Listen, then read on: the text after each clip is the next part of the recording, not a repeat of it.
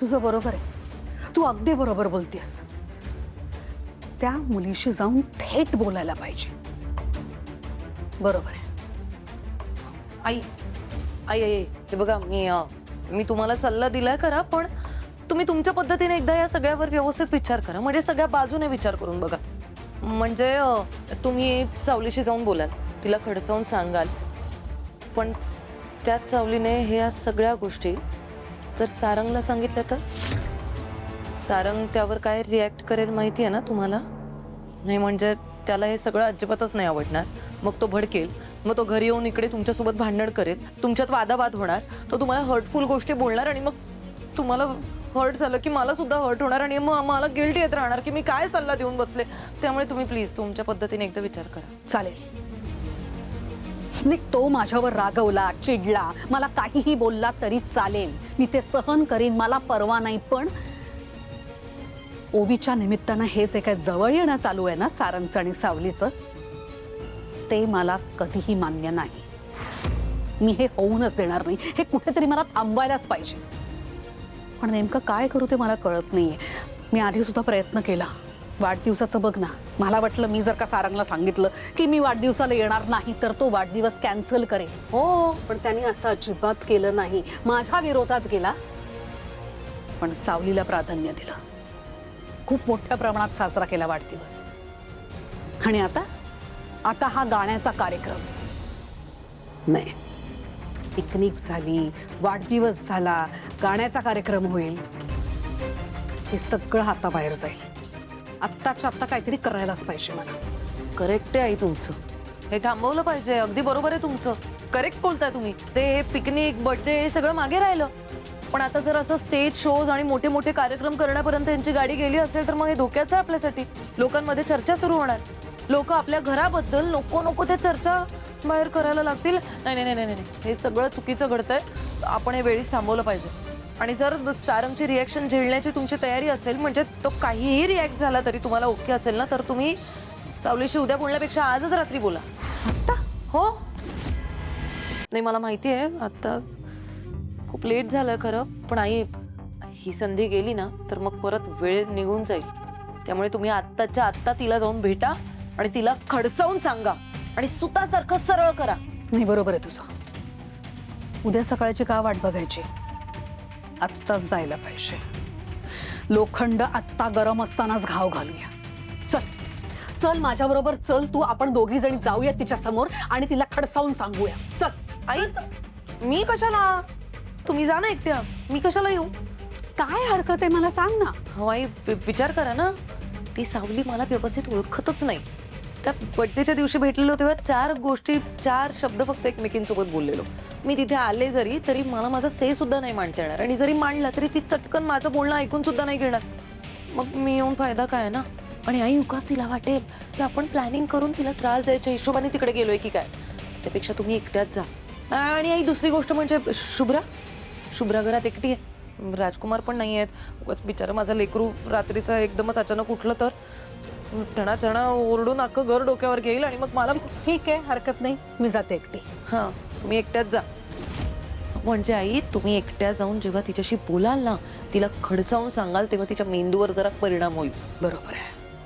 आत्ताच्या आत्ता जाते तिच्याकडे, तिला खडसावून सांगते आणि आजच्या आज हा मॅटर इथेच संपवते. हो.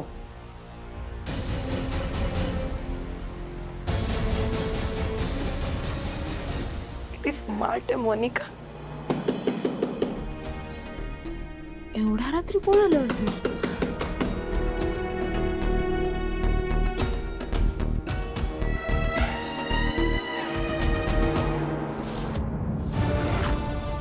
तुम्ही?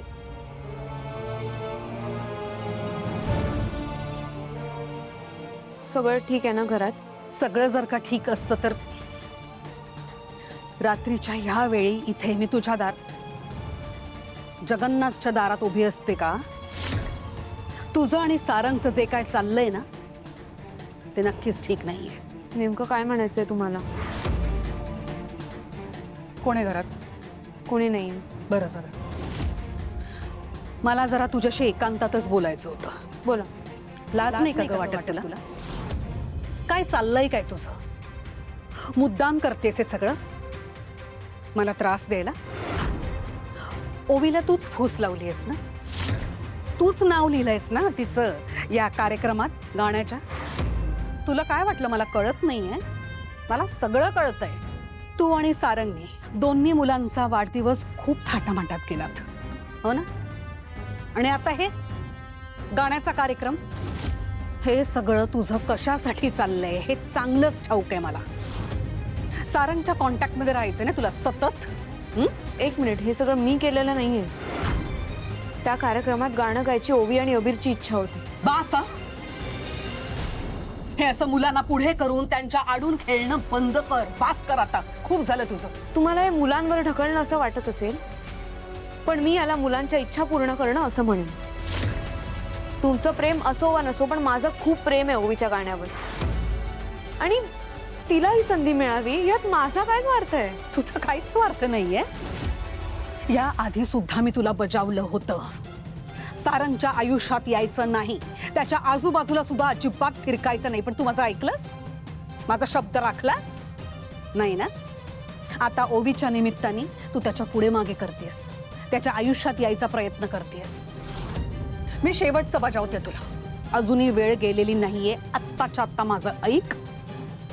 उद्याचा कार्यक्रम रद्द कर.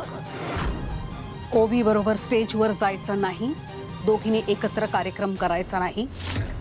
तुला एकटीला गायचे तर गा, माझं काहीच म्हणणं नाही. मला काहीही फरक पडत नाही. अजिबात शक्य नाहीये ते. मुळात तिथे मी नाही, ओवीच गाणार आहे.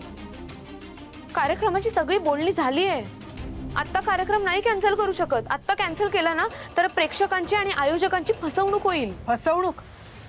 कसली फसवणूक? कुठले आयोजक? काय बोलतेस तू? आणि हा कार्यक्रम एवढा महत्वाचा सुद्धा नाहीये. ठीक आहे, तुझं तुझ्या आयोजकांचं आर्थिक नुकसान होणार आहे का? हवे तेवढे पैसे मी तुझ्या तोंडावर टाकायला तयार आहे. कर, तुझ्या आयोजकांना फोन कर आणि त्यांना सांग उद्याचा कार्यक्रम रद्द करायचा. सांग त्यांना, कर फोन.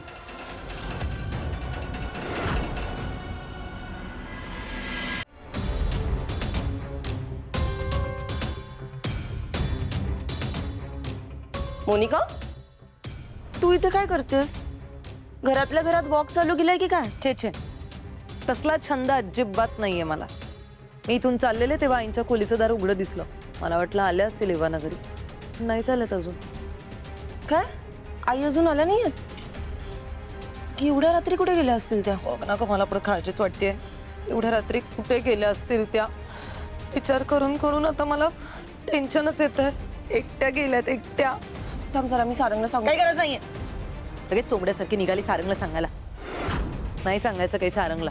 मला माहिती त्या कुठे गेल्यात.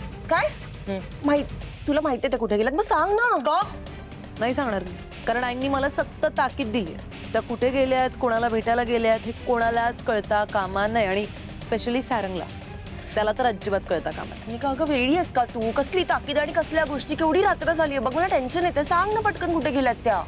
सावलीला भेटायला गेल्यात. काय?